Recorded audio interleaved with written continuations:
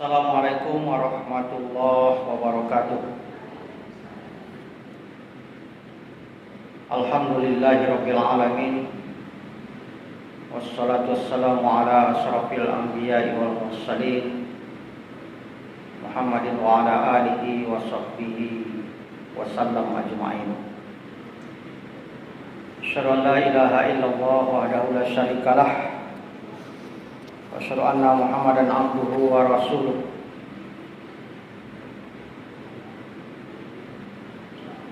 Allahumma shalli wa sallim wa barik ala Muhammad wa ala alihi wa sahbihi wa man tabi'ahum bi ihsanin ila yaumiddin.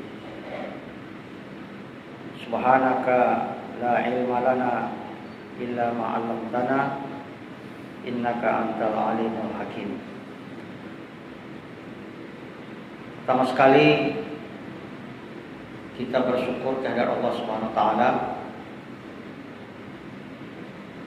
yang masih memberikan kesempatan dan kesehatan kepada kita semua, di mana pada sore hari ini kita dapat hadir di Masjid Taqwa Muhammadiyah Pasar Baru Batahan ini dalam rangka pengajian rutin Aisyah Cabang Batahan. Kemudian salawat dan salam kepada junjungan kita Rasulullah Muhammad sallallahu alaihi wasallam yang berupa Allahumma shalli ala Muhammad wa ala ali Muhammad. Beliau adalah utusan Allah yang terakhir, khataman nabiyyin, penutup sekalian para nabi, dan menjadi uswah hasanah dalam hidup dan kehidupan kita. Laqad kana lakum fi Rasulillahi uswatun hasanah. Tidak hanya dalam persoalan ibadah, ya, ibadah mahdoh dalam artian sempit, tetapi dalam seluruh aspek hidup dan kehidupan kita, Rasulullah itu adalah menjadi suri tauladan bagi kita. Rasulullah SAW di dalam misinya, beliau mengajarkan kepada umatnya bahwa jalan yang dapat memberikan garansi, jalan yang dapat memberikan keselamatan bagi umatnya ini, dunia dan akhirat, adalah jalan takwa. Takwa kepada Allah ini adalah kunci dari keselamatan dan kebahagiaan kita hidup di dunia maupun di akhirat. Takwa kepada Allah bukan hanya anjuran dari para khatib dan para mubaligh, daripada para ustaz yang selalu kita dengar, bukan pula wasiatnya para alim ulama, tetapi takwa kepada Allah itu adalah perintah Allah kepada kita, orang yang beriman. Allah SWT berfirman dalam Al-Quran, Ya ayyuhalladzina amanu taqullaha haqqa tuqatih wa la tamutunna illa wa antum muslimun. Dalam ayat ini jelas disebutkan, wahai orang-orang yang beriman, bertakwalah kamu kepada Allah dengan sebenar-benar takwa kepadanya. Kemudian janganlah kamu mati melainkan dalam keadaan beragama Islam. Nah, inti dari takwa kepada Allah itu adalah mengamalkan apa yang diperintahkan oleh Allah dan apa yang diperintahkan oleh Rasulullah Sallallahu Alaihi Wasallam. Inti dari takwa itu adalah menjauhkan diri kita dari apa-apa yang dilarang oleh Allah dan Rasulnya. Tidak hanya yang dilarang oleh Allah, tapi juga yang dilarang oleh Rasulnya. Jadi apa-apa yang dilarang oleh Allah dan Rasul. Maka oleh karena itu, siapa yang tidak menjaga dirinya dari perbuatan dosa, berarti dia bukanlah orang yang bertakwa. Orang yang melihat dengan kedua matanya apa yang diharamkan oleh Allah Subhanahu wa taala, ya, dia lihat dengan mata kepalanya sendiri apa yang diharamkan oleh Allah Subhanahu wa taala, atau dia dengar, ya, dengan telinganya sendiri apa yang dimurkai oleh Allah Subhanahu wa taala, atau barangkali dia mengambil dengan tangannya sendiri, mengambil dengan kedua tangannya apa yang tidak diridhoi oleh Allah Subhanahu wa taala, atau barangkali dia berjalan ke tempat yang dilarang oleh Allah Subhanahu wa taala dengan menggunakan kedua kakinya, berarti orang ini tidak menjaga dirinya dari perbuatan dosa. Dan dia otomatis tidak termasuk ke dalam golongan orang-orang yang bertakwa. Kemudian orang yang menceburkan dirinya ke dalam maksiat sehingga dia pantas mendapatkan murka dan siksa dari Allah Subhanahu wa taala, maka dia telah mengeluarkan dirinya dari barisan orang-orang yang bertakwa. Otomatis. Jadi kalau dia masuk ke dalam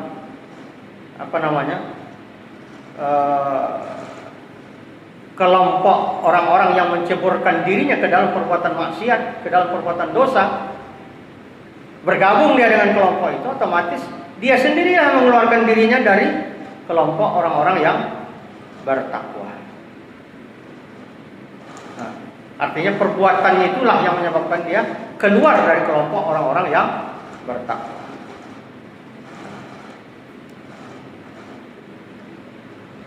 Sedang jamaah yang berbahagia, lalu kalau kita pertanyakan, kira-kira seperti apa perumpamaan takwa itu? Ya, seperti apa perumpamaan takwa itu? Takwa itu tak ubahnya seperti seorang yang berjalan di sebuah jalan. Dia berjalan di sebuah jalan yang terisi dalam perjalanan itu banyak sekali bahaya, banyak duri, banyak batu yang terjal, yang runcing-runcing, yang kesemuanya itu bisa melukai kakinya, ya, di sepanjang jalan itu. Maka saat dia melewati jalan itu, dia harus berhati-hati kalau ingin selamat. Dia harus berhati-hati. Dia harus perlahan-lahan melewati jalan itu agar selamat sampai kepada tujuannya. Tidak boleh terkena duri, batu yang akan dapat melukai kakinya ketika dia tidak berhati-hati dalam perjalanan. Maka seperti itulah perumpamaan takwa. Ibarat orang yang berjalan di satu jalan, di mana di tengah jalan itu penuh dengan duri, batu yang runcing, pokoknya ya segala yang akan membahayakan lah. Maka ketika kita ingin selamat dari ancaman bahaya yang ada di jalan itu, otomatis kita harus berjalan dengan hati-hati. Itulah perumpamaan takwa. Kemudian takwa itu sebagaimana sabda Rasulullah SAW, ittaqillaha haitsuma kuntah. Bertakwalah kamu kepada Allah dimanapun kamu berada. Tidak hanya ketika kita di dalam masjid. Kalau di dalam masjid otomatis orang-orang berada dalam masjid itu adalah orang-orang yang bertakwa. Tidak hanya dalam masjid, tapi di luar masjid pun kita termasuk orang-orang yang bertakwa. Ittaqillaha haitsu ma kunta. Dimanapun kamu berada, bertakwalah kamu kepada Allah. Di masjid kita bertakwa, di rumah kita bertakwa, di dalam perjalanan dan kendaraan kita bertakwa, di dalam pekerjaan kita bertakwa, dalam usaha kita bertakwa, dan seterusnya. Kita selalu membawa takwa itu dimanapun. Inilah yang membuktikan bahwa kita ini termasuk orang-orang yang benar-benar percaya terhadap balasan Allah. Takut terhadap hukuman Allah Subhanahu wa taala. Karena takwa itu menjamin seseorang itu akan mendapatkan husnul khotimah. Apa husnul khotimah itu? Akhir kehidupan yang baik. Ndak husna ya, beda. Ojo orang menuliskan di dalam di media sosial itu, kalau ada orang meninggal semoga husnul khotimah. Salah ini ya. Bukan hus tapi hus. Pakai hak dia. Husnul khotimah. Akhir kehidupan yang baik. Takwa akan menjamin diijabahnya doa kita. Ya. Kemudian takwa akan menjamin keselamatan kita dari api neraka. Ya. Kemudian takwa juga akan menjamin kita akan bersama para nabi dan para orang saleh di akhirat nanti. Maka jangan tertipu dengan kemilau dunia. Jangan tertipu dengan pengaruh dunia dan perhiasannya. Karena dunia ini adalah tempat kita lewat. Dunia ini tempat kita lewat. Bukan tempat kita untuk tinggal. Tempat kita tinggal selama-lamanya adalah di alam akhirat. Surganya Allah yang dipersiapkan bagi orang-orang bertakwa, dan nerakanya Allah bagi orang-orang yang durhaka kepada Allah Subhanahu wa taala. Wasari'u ila maghfiratin min rabbikum wa jannatin 'arduha as-samawati wal ard uiddat lil muttaqin. Itu ayat mengejekkan. Bersegera kamu mencari ampunan dari Tuhanmu dan mendapatkan surga yang luasnya seluas langit dan bumi yang disediakan bagi orang-orang bertakwa. Berapa itu luasnya langit dan bumi? Wallahu a'lam. Udah tahu. Depannya kita metong. Seluas langit dan bumi. Nah, itulah surga. Semoga kita menjadi hamba yang bertakwa, yang akan diselamatkan oleh Allah Subhanahu wa taala hidupnya di dunia dan di akhirat nanti.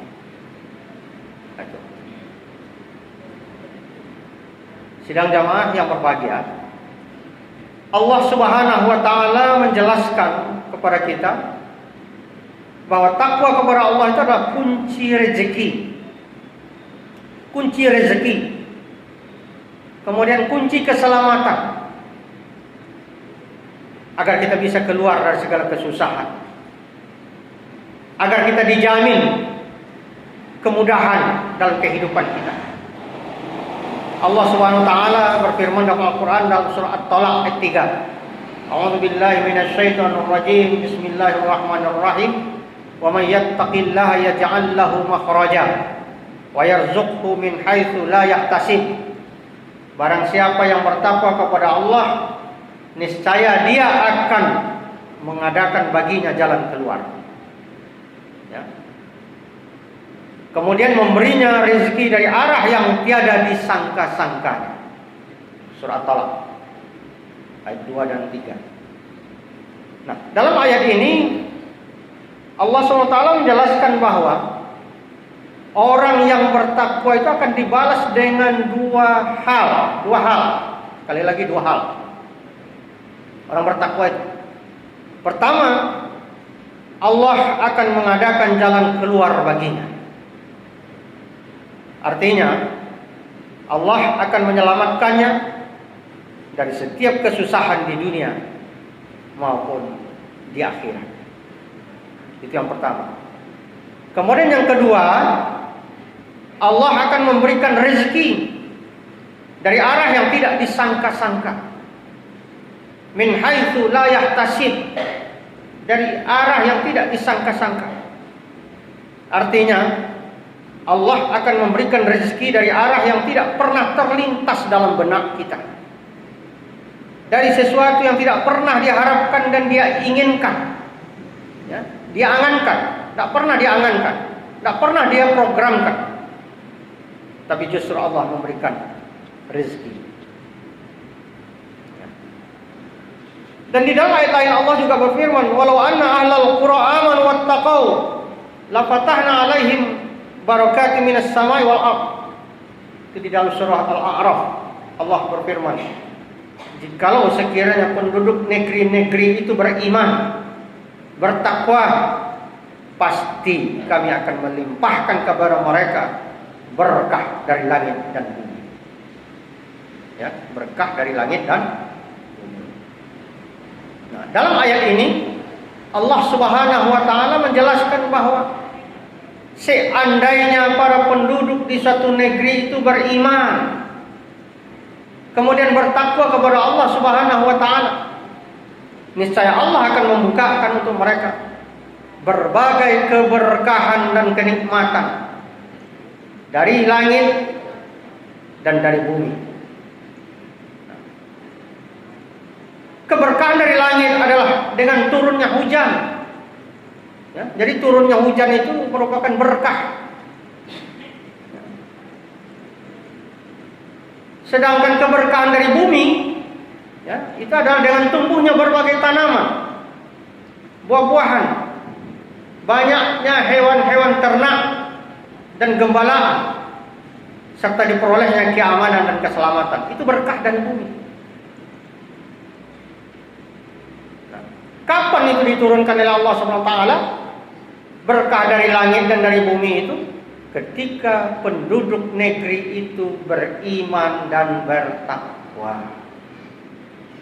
Walau anna ahlal qura amanu wattaqau, la fatahna 'alaihim barakatin minas samai wal ardh.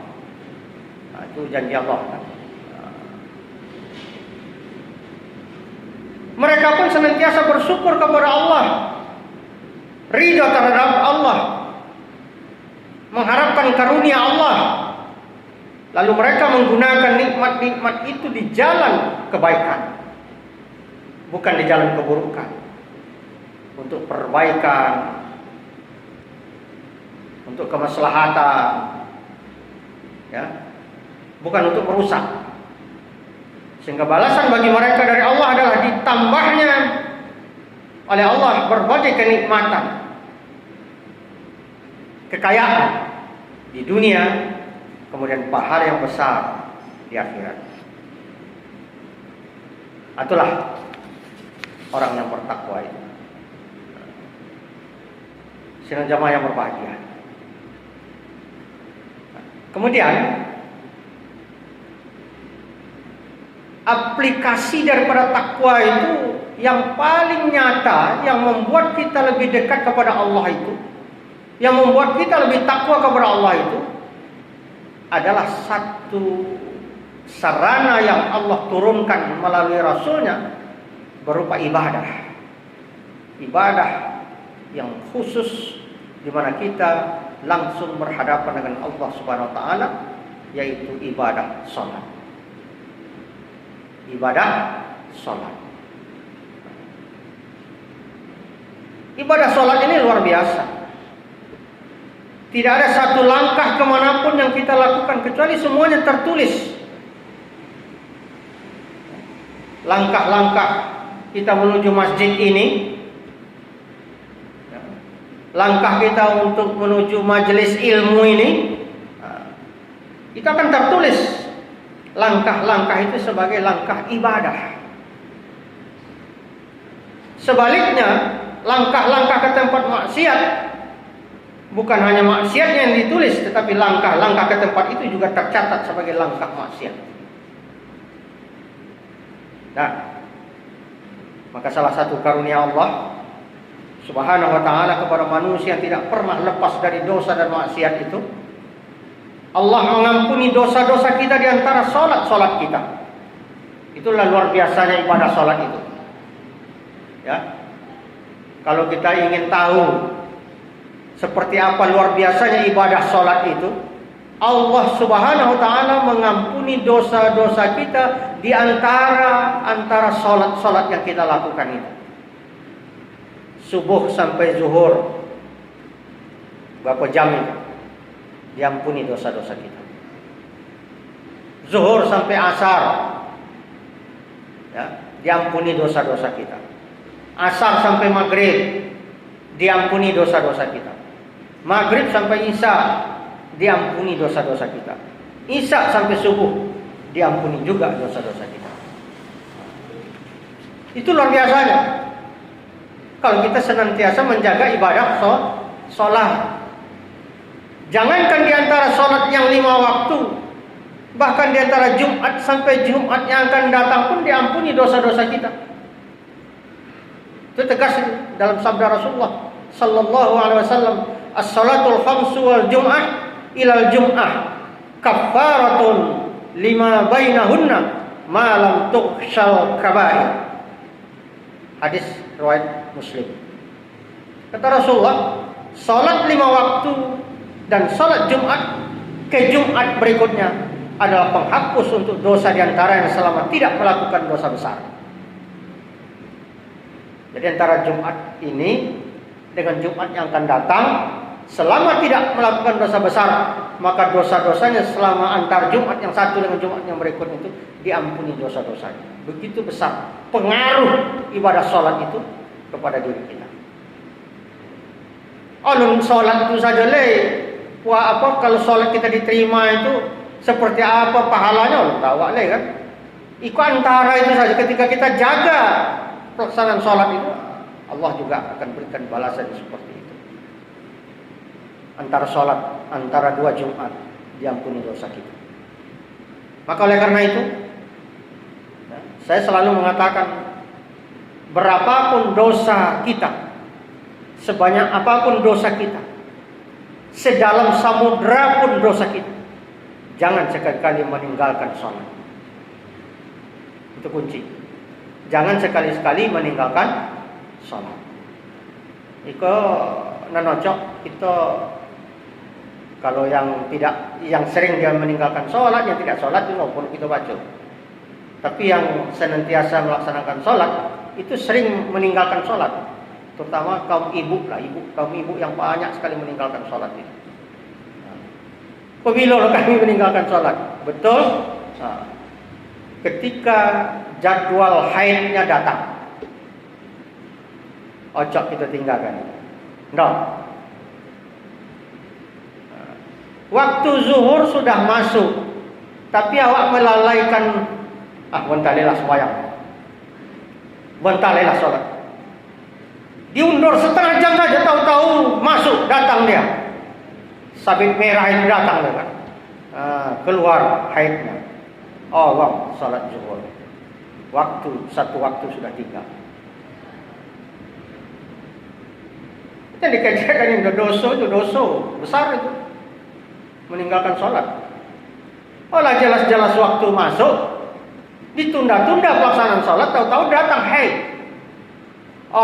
Sholat zuhur. Maka satu waktu berarti dia sudah meninggalkan sholat.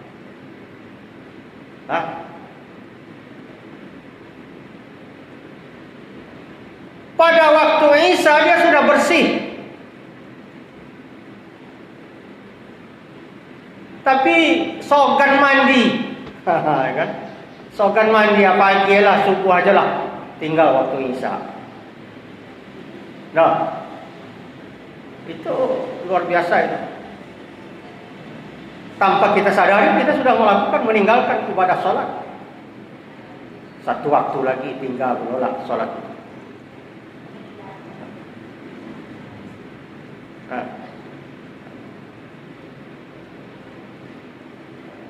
Sedangkan rumusnya tadi, jangan sekali-kali tinggalkan sholat. Kenapa? Karena sholat adalah ibadah yang menjaminkan kita selalu mendapatkan ampunan dan keselamatan di dunia dan di akhirat. Bayangkan, kalau kita tidak diampuni, harus selalu meminta ampun, betapa banyak dosa yang kita lupakan. Kemudian cakap itu kan lupa aja nah. Perasaan awak anda berdosa nah. Ya Allah suci le. Tapi awak lah masuk masa kotor, haid. Padahal lah masuk waktu cakap. Perasaan awak anda berdosa. Berapa banyak dosa yang kita lupakan? Betapa banyak dosa yang kita abaikan. Bahkan ada perbuatan yang kita lakukan kita tidak merasa itu dosa. Padahal di sisi Allah itu adalah dosa. Membocok mengingatkan itu. Lah masuk masanya suci, tidak ada keluar lagi. Segera bersihkan diri, laksanakan sholat kalau waktu masuk sudah ada. Waktu sholat sudah masuk. Dan itu tidak ada kelah. Akhirnya habis waktu sholat yang itu, tercatatlah dia menjadi salah satu dosa. Nah, dosa kecil, dosa besar, apalagi dosa kecil. Sehari-hari kita tidak terlepas dari dosa kecil yang kadang tidak kita sadari. Mata melihat, tangan mengambil, telinga mendengar, kaki melangkah. Nah, akhirnya menjadi dosa besar. Dosa kecil, dosa kecil, dosa kecil, akhirnya menjadi dosa besar. Sedangkan kita tidak minta ampun kepada Allah Subhanahu wa taala, maka kapan Allah akan mengampuni dosa kita itu? Nah, di sinilah gunanya kita menjaga sholat itu. Karena sholat itu otomatis, ketika kita jaga sholat kita, otomatis ibadah sholat kita itu akan menurunkan ampunan Allah Subhanahu wa taala. Ini cakup itu baca. Nah, sholat adalah sebab dosa-dosa terampuni dan terhapusnya kesalahan-kesalahan kita. Dari Abu Hurairah radhiyallahu anhu, Rasulullah sallallahu alaihi wasallam bersabda, "Ara'aitum law anna naharon bi babin ahadikum yaghtasilu fihi kulla yawmin khamsan ma taqulu dzalika yubqi min daranihi." Bagaimana pendapat kalian, kata Rasulullah, seandainya ada sungai di depan pintu rumah salah seorang dari kalian. Di muka pintu awak tu ada sungai, ya. Lalu dia mandi 5 kali setiap hari. Dek dokeknya batang air dia apa? Sungai dia apa? Maka 5 kali sehari mandi. Nah, apakah kalian menganggap masih akan ada kotoran atau daki yang tersisa pada badannya? Maka jawab para sahabat, la yubqi min daranihi syai'an. Kalau bentuk itu ya Rasulullah, tidak akan ada yang tersisa sedikit pun kotoran padanya. Nah, lalu beliau bersabda, "Fadzalika mithlu shalawatil khamsi yamhullahu bihil khataya." Seperti itu pula lah dengan sholat 5 waktu, dengannya Allah akan menghapus semua kesalahan kalian. Nah, untuk itu perumpamaannya dengan Rasulullah. Ibarat ada sungai yang mengalir di depan pintu rumah wak. Udah jauh noh. Maka orang yang punya rumah ikut sekali 2 kali mandi, 5 kali sehari dalam sehari itu mandi. Nah, kata Rasulullah, apakah masih 5 kali mandi dalam sehari itu? Apakah masih ada tersisa daki di dalam badan? Jawab para sahabat, aina kana ada ya Rasulullah. Gak ada daki. Model itu itulah ibadah sholat. Ketika kalian jaga 5 waktu itu, maka otomatis Allah akan mengampuni dosa-dosa kalian. Maka apapun yang terjadi, jangan sekali-kali kita tinggalkan sholat. Jangan sekali-kali kita tinggalkan sholat. Perilaku kita masih sangat parah. Dosa kita terlalu banyak, ya. tetap jangan tinggalkan sholat. Tidak boleh ada perkataan, aku keceknya, buat apa? Buat apa saya menjaga sholat? Sedang perilaku saya aja belum benar. Ada orang ngomong itu. Untuk apa lo mau jaga sholat? Sedangkan perilaku saja belum benar. Sekali lagi, walaupun dosa kita sudah melampaui batas, tetap jangan tinggalkan sholat. Karena sholat itulah harapan kita, di mana ampunan Allah itu akan turun ya kepada kita semua. Karena ibadah sholat itu termasuk kesempatan untuk diampuni dosa-dosa kita. Artinya, dosa-dosa yang sehari-hari kita lakukan, lalu kita lupa untuk memohon ampun, lupa untuk bertaubat, atau kita tidak sadar yang akan kita lakukan itu adalah dosa, karena kita menjaga sholat, otomatis Allah akan mengampuni dosa-dosa kita.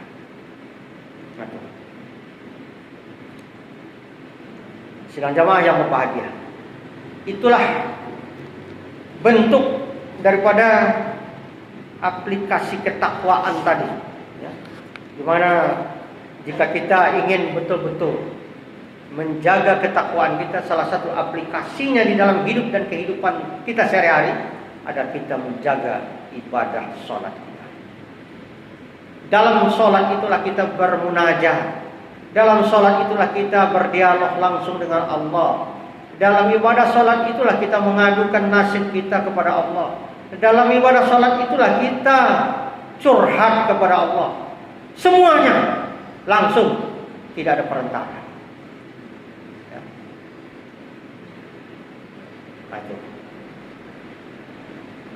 Nah, itu yang kedua. Jadi yang pertama tadi menyangkut masalah takwa. Kemudian yang kedua, bagaimana cara agar kita bisa menjadi orang bertakwa itu yang konsisten, yang istiqamah. Maka salah satu cara adalah kita menjaga ibadah sholat kita. Nah, kemudian yang berikutnya, Rasulullah SAW pernah bersabda, "May yuridillahu bihi khairan yufaqqihhu fid din." Kata Rasulullah sallallahu alaihi wasallam di dalam sabdanya, hadis diriwayatkan oleh Imam Al-Bukhari, barang siapa dikehendaki oleh Allah untuk mendapatkan kebaikan, maka akan dipahamkan dia dalam masalah agama. Ya.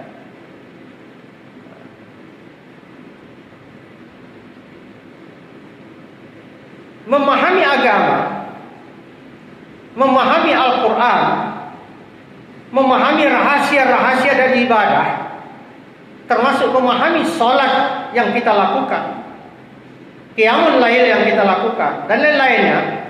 Ini semuanya ada di tangan Allah Subhanahu wa ta'ala. Ya. Yang namanya kita manusia, dalam sisi ibadah itu sangatlah berbeda-beda. Kenapa berbeda-beda? Karena kembali kepada perbedaan ikhlas kita, kembali kepada perbedaan khusyuk kita, kembali kepada perbedaan tingkat pemahaman ilmu kita, yang kita tidak bisa menghukumkan seseorang itu menjadi soleh, karena banyak amalan solehnya.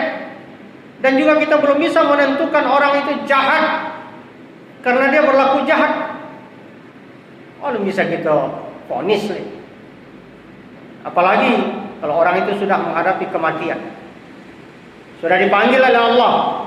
Tidak boleh kita membahas kekurangan, kita hanya boleh sebutkan kebaikan-kebaikan. Kalau tidak menyebutkan kebaikan-kebaikannya, paling tidak doakan saja.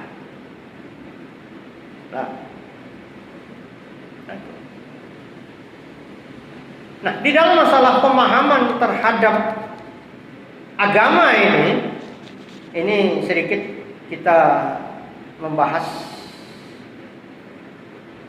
Ada orang yang menyebutkan di dalam pemahaman beragama ini antara Muhammadiyah dengan Salafi itu sama.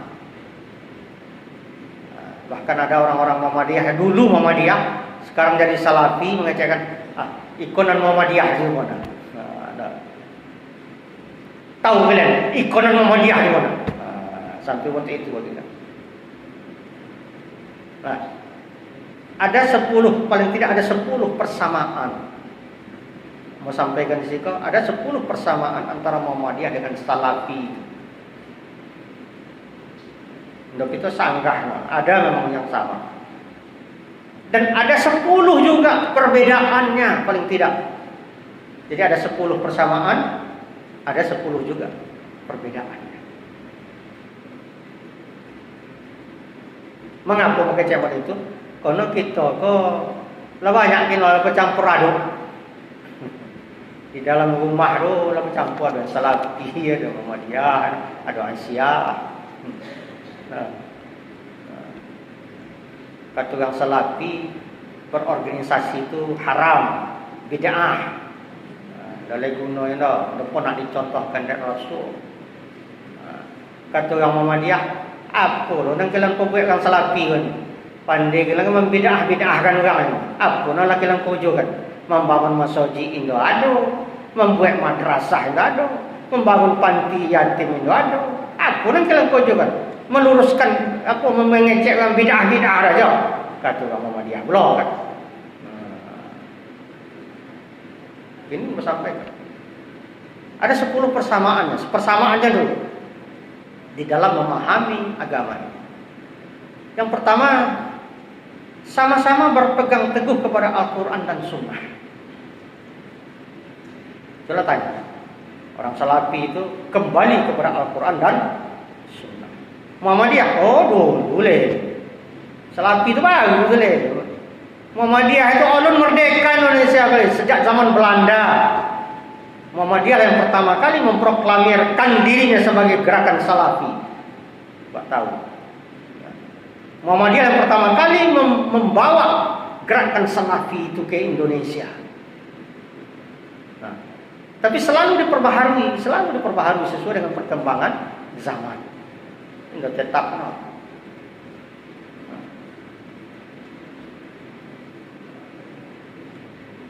Ar-ruju' ilal Quran dan was-sunnah.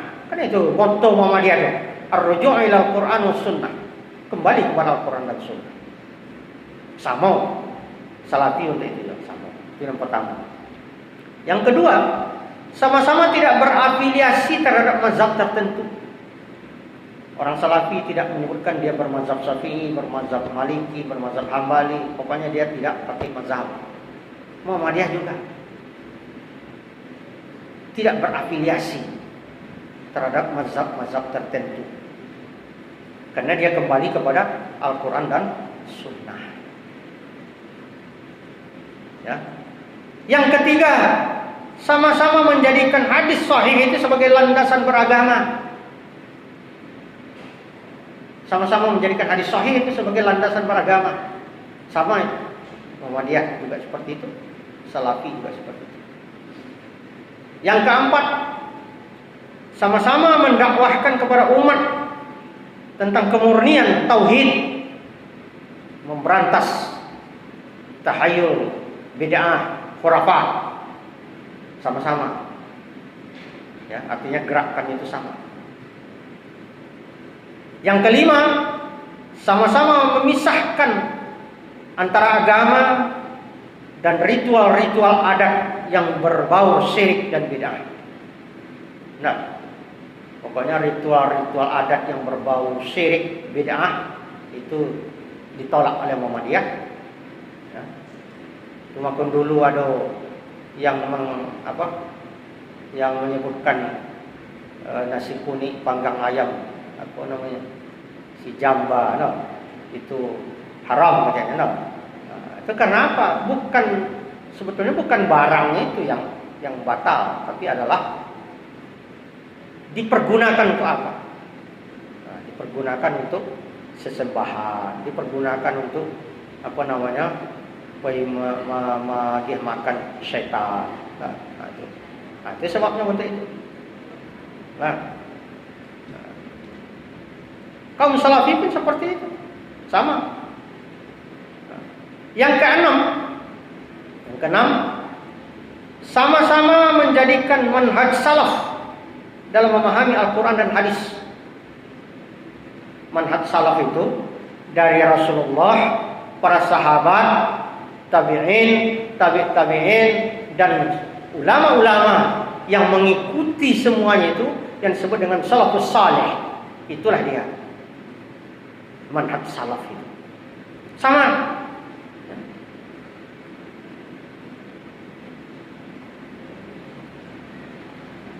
Dan kita ketahui Muhammadiyah adalah yang pertama bermanhaj salaf di Indonesia ini. Muhammadiyah. Sehingga Muhammadiyah itu jauh lebih dewasa. Sudah kenyang dengan berbagai persoalan. Mulai dari zaman Belanda, zaman Jepang, Orde Lama, Orde Baru, sekarang sudah Orde Reformasi. Nah, sudah kenyang dengan adanya persoalan-persoalan di tengah masyarakat itu. Itu yang keenam. Sama-sama menjadikan manhaj salaf dalam memahami Al-Quran dan hadis. Yang ketujuh, sama-sama menolak hadis dhaif sebagai sumber landasan beragama. Hadis dhaif pun sama-sama ditolak. Nah, yang kedelapan, sama-sama menyatakan Ahlus Sunnah wal Jamaah adalah orang-orang yang berpegang kepada sunnah. Ya, sama-sama menyatakan Ahlus Sunnah wal Jamaah itu adalah orang-orang yang berpegang kepada sunnah. Nah, kemudian yang kesembilan, sama-sama menolak, sama-sama mengakui sahabat-sahabat itu adil. Ya. Tidak boleh dicaci maki. Meskipun di masa lalu ada sahabat-sahabat itu yang membuat kesalahan. Ya. Misalnya terjadinya perang saudara, nah, antara Ali bin Abi Thalib dengan kelompok Muawiyah. Nah, Muawiyah. Atau terjadinya perang Jamal antara Siti Aisyah. Nah, itu kesalahan-kesalahan yang dibuat oleh para sahabat di masa lalu. Maka menurut Muhammadiyah dan begitu juga Salafi sama, bahwa semua sahabat itu adil. Kita tidak boleh mencaci maki, tidak boleh menyudutkan mereka-mereka itu dalam kesalahan. Kita tetap memandang bahwa sahabat-sahabat itu adalah salafus saleh. Cara pandang kita dengan salaf. Yang ke-10, yang terakhir persamaannya, sama-sama menolak bentuk syirik dan bid'ah, menolak wasilah dalam beribadah. Ya, jadi menolak bentuk-bentuk syirik dan bid'ah, kemudian menolak wasilah. Wasilah itu artinya perantara dalam beribadah. Itulah paling tidak 10 hal yang sama antara Muhammadiyah dengan gerakan Salafi. Nah, sekarang kita lihat apa perbedaannya. Cakap mengatakan ada 10 persamaan, ada 10 perbedaan. Nah, sekarang kita lihat perbedaan. Yang pertama sekali perbedaan itu tentang kelahiran. Kelahiran Muhammadiyah itu bukan kebetulan, tapi terencana, dicatat oleh sejarah. Ya. Tanggal 8 Zulhijjah 1330 Hijrah itu, atau 18 November 1912 Miladiah itu tercatat dalam sejarah. Jelas. Kok Salafi tanggal berapa lahir? Coba tanya kan yang Salafi. Tanggal berapa kalian dilahirkan? Udah tahu lagi? Pernah tahu lagi? Karena memang tidak ada. Kalau Muhammadiyah sampai ke generasi anak TK pun ditanya tahu dia. Muhammadiyah lahir tanggal berapa? 8 Zulhijjah 1330 Hijrah. Bertepatan dengan tanggal berapa? Tanggal 18 November 1912 Miladiyah. Tapi Salafi kapan lahir? Tidak ada catatan saja. Yang kedua, sebut lain. Muhammadiyah itu berdakwah dengan sistem organisasi yang rapi, administrasi yang rapi dan modern. Ya. Sedangkan Salafi tidak. Muhammadiyah itu jelas terstruktur dan ada pimpinan pusat, ada pimpinan wilayah, ada pimpinan daerah, ada pimpinan cabang, ada pimpinan ranting. Siapa ketua pimpinan pusat? Profesor Dr. Haidar Nasir. Siapa ketua pimpinan wilayah Sumatera Utara? Profesor Dr. Hasim Shah. Siapa ketua pimpinan daerah Muhammadiyah Mandailing Natal? Pak M. Yusuf Nasution. Dan seterusnya sampai ke bawah bisa dicek. Pak Salafi siapa ketua? Siapa di pusat? Siapa di wilayah? Siapa di daerah? Siapa di cabang? Enggak ada. Itu beda kita dengan mereka. Nah, 3. Bagi bahan ke ibu-ibu yang sempat kalah di dalam berdialog. Yang ketiga, kepatuhan di Muhammadiyah itu kepada aturan organisasi, bukan kepada individu. Ya. Kita patuh kepada aturan organisasi. Masalah ibadah, masalah hukum, masalah fikih, kita patuh kepada himpunan putusan tarjih. Bukan keputusan Haidar Nasir, bukan keputusan Profesor Hasim Shah, tapi keputusan majelis tarjih, ya, yang mereka bersidang menggunakan manhaj tarjih yang jelas, bukan satu orang ulama. Kita patuh kepada aturan-aturan organisasi, putusan muktamar, putusan tanwir, putusan muswil, putusan musda, putusan muscab, putusan musran, jelas yang mengatur kita. Kita patuh kepada aturan-aturan itu, bukan pada personil atau individu. Kalau Salafi kepada siapa yang patuh? Enggak ada. Kok di siko jamaahnya ikut ustadznya ya patuh. Menurut ustadz kok, menurut muallim kok. Kok di siko muallim Jamal, berdasarkan pendapat muallim Jamal siap teko. Sementara ketika mereka yang ada Salafi yang ada di Pekanbaru itu yang begitu keras luar biasa itu, ini menurut ustadznya pula, ustadz Salafi ada di situ yang menyesatkan Muhammadiyah, yang menyesatkan NU, yang menyesatkan Tarbiyah Islamiyah itu yang di sana. Yang di Kampar Riau itu hebat banget yang menyesatkan kedemuan. Apa lagi diperbuatnya? Pandainya menyesatkan Muhammadiyah.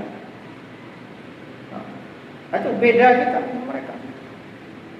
Mereka hanya bisa rujukan ustadz.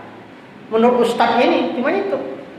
Bukan seperti di Muhammadiyah, rujukannya jelas tarjih, putusan muktamar, hasil sidang tanwir, muswil, jangan ada aturan. Itulah kita patuh di Muhammadiyah, kepatuhan di Muhammadiyah. Yang keempat, kepemimpinan di Muhammadiyah itu dipilih melalui muktamar, ya, dipilih melalui muswil, dipilih melalui musda, muscab, musran. Kalau Salafi, seorang pimpinannya aja tidak ada. Pak Manor memilih pimpinannya tidak. Siapa yang akan dipatuh? Siapa yang akan bertanggung jawab terhadap suatu hal itu? Tidak ada. Tidak ada yang bisa. Kau jangan bid'ah-bid'ahkan orang. Yang bid'ah-bid'ahkan. Maulid Nabi bid'ah. Takziah, pengajian takziah bid'ah. Hebat luar biasa. Itu kau join. Nah, yang kelima, Jadi dalam kepemimpinan di Muhammadiyah itu dipilih melalui sidang yang jelas, muktamar, muswil, musda, muscap, musrah. Ada aturan main, punya tata tertib. Yang kelima, dalam menetapkan hukum Islam, Muhammadiyah melakukan itu melalui sidang majelis tarjih. Bukan ulama-ulama Muhammadiyah saja yang ada di dalam. Ya. Melalui sidang majelis tarjih, melalui musyawarah ijtihad jama'i namanya. Musyawarah ijtihad jama'i. Ijtihad jama'i, itu jama', tidak ada satu orang. Kalau di gerakan salafi tidak ada. Hanya ustaz. Bahkan antara ustaz salafi yang di sini dengan yang di sini itu bisa berbeda. Di sini haram katanya, di sini bisa-bisa saja, boleh-boleh saja. Bagaimana ustaz? Peringatan Maulid Nabi, perayaan Maulid Nabi itu boleh tak? Kata di sini haram, bid'ah, karena tidak ada pernah dicontohkan oleh Rasulullah dan para sahabat. Keceknya di sini boleh-boleh saja, karena masyarakatnya agak kritis barangkali kan. Boleh-boleh saja. Padahal sama-sama ustaz salafi. Cuma wilayahnya berbeda, daerahnya berbeda. Siapa yang akan dipoci? Kalau Muhammadiyah tidak. Mulai dari ujung Aceh sana, ya, sampai ke ujung Papua sana, sama aturannya apa? Putusan tarjih Muhammadiyah. Itu dia. Yang kelima. Yang keenam, Muhammadiyah memahami Al-Quran secara tekstual dan kontekstual. Tekstual dan kontekstual. Ada kalanya tekstual, ada kalanya kontekstual. Melihat situasi dan kondisi. Misalnya inilah peringatan Maulid Nabi. Ya. Kalau kita baca hadis-hadis, memang tidak ada hadis yang memerintahkan untuk memperingati Maulid Nabi. Pak mana orang memerintah Maulid Nabi, sedangkan Nabi saja dia bergerak hanya 23 tahun kurang lebih. Tapi ada dalam salah satu hadis disebutkan bahwa kalian melakukan puasa sunat pada hari Senin itu termasuk memperingati hari kelahiranku, kata Rasulullah. Ada hadisnya. Jadi kita puasa sunat Senin itu, hari Senin itu termasuk memperingati hari kelahiran Rasulullah. Karena aku lahir di hari Senin gitu. Nah, maka Muhammadiyah menyebutkan perkara perayaan peringatan Maulid Nabi itu adalah perkara ijtihadi.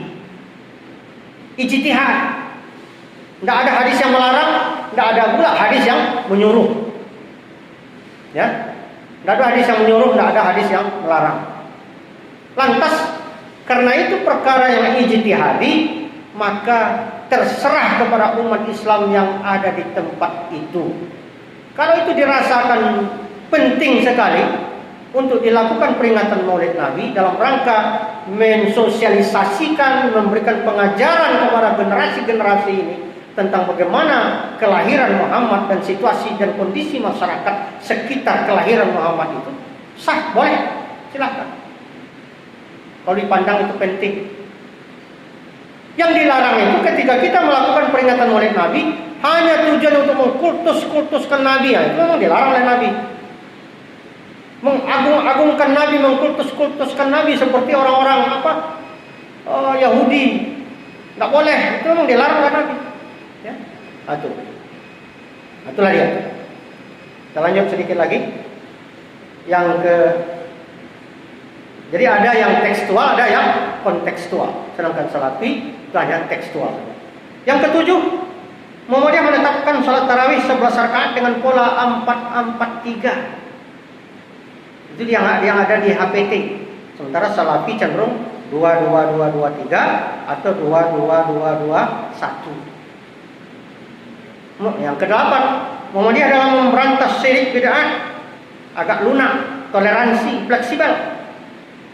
Ada prinsip at-taisir. At-taisir itu memudahkan. Ya. Ada prinsip tafsir, menggembirakan. Ya. Jadi memudahkan. Tidak langsung mengatakan bid'ah. Sedangkan salafi tidak. Ketika tidak sesuai dengan Al-Quran Sunnah aja, bid'ah. Itu ya kan? Itu beda gitu. Kalau Muhammadiyah tidak. Kayak jamaah dahlan itu seperti itu. Ketika ibu-ibu datang ketika suaminya meninggal, ya, datang kepada Kiai Madalan, Pak Kiai, saya tidak punya apa-apa Pak Kiai, harta di rumah tidak ada, sementara saya harus membuat kenduri 3 hari, 7 hari, 40 hari, bagaimana Kiai? Kata Pak Kiai, apakah itu disebutkan Anda usah lakukan itu karena itu bid'ah? Itu jawaban Kiai Dahlan. Tidak seperti itu. Ya sudah, kalau ibu tidak punya harta untuk menyelenggarakan 3 hari, 7 hari, ya, dan seterusnya itu, tunggulah nanti ketika ibu kaya.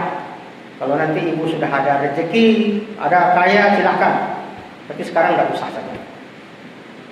Kapan kayanya wanita ini? Belum tentu. Sampai akhir hidupnya pun belum tentu kaya. Akhirnya dia tidak pernah melakukan peringatan 3 hari, 7 hari. Seperti itu Kiai Dahlan melakukan itu. Ketika ibu-ibu Aisyah baru pertama kali, orang Jawa itu kan pakai baju apa namanya itu? Yang selendangnya itu di sini, tidak di atas. Maka ibu Aisyah itu datang kepada Kiai Dahlan, bagaimana Pak Kiai? Kami anggota Aisyah ini, kata dalam menutup aurat, kata Kiai Dahlan tidak menyuruh, oh pasang jilbab kalian. Aisyah itu harus seperti itu, menutup aurat, tidak seperti itu. Kiai Dahlan menyebutkan selendang yang ada di bahu kalian itu naikkan ke atas, tutup kepala kalian. Wes, cukup. Seperti itu Kiai Dahlan, jadi agak lunak dia membawakan dakwah. Tidak hitam putih seperti gerakan Salafi itu. Nah, itu yang ke-8. Yang ke-9, Muhammadiyah memilih rumusan tujuan yang jelas dalam anggaran dasar, anggaran rumah tangga jelas itu. Menegakkan dan menjunjung tinggi agama Islam sehingga terwujud masyarakat Islam yang sebenar-benarnya. Salafi itu apa tujuannya? Itu tanya kan, apa maksud dan tujuannya? Tidak ada. Nah, yang ke-10, Muhammadiyah itu memiliki pola gerakan terstruktur dan punya kartu anggota, mulai dari pusat, wilayah, daerah, cabang, ranting, tertib ibadah, tertib organisasi, tertib administrasi. Maka Muhammadiyah bukan semakin kecil, tapi semakin besar. Kok Salafi lah. Nah, itu paling tidak 10. Jadi yang mau mencari-cari itu mana persamaannya dan mana perbedaannya yang jelas, itulah yang bisa melihat. Semoga ini menjadi pelajaran bagi kita. Jadi di dalam memahami ajaran Islam itu, di dalam memahami agama itu, kita harus pegang teguh bagaimana prinsip Muhammadiyah memahami ajaran-ajaran Islam itu sendiri. Yassiru wa la tu'assiru. Permudah, jangan dipersulit. Billahi taufiq wal hidayah. Nasrun minallah wa fathun qarib. Wassalamualaikum warahmatullahi wabarakatuh.